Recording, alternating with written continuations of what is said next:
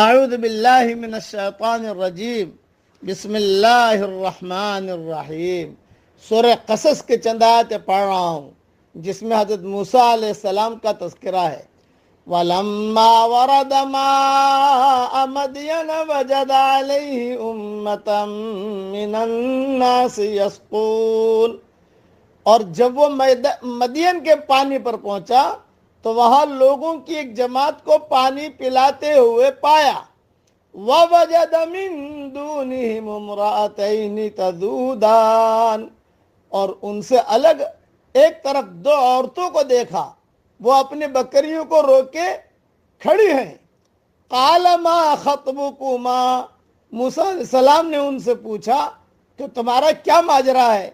قَالَتَا لَا نَسْقِي حَتَّى يُصْدِرَ الرِّعَاءُ وَأَبُونَا شَيْخٌ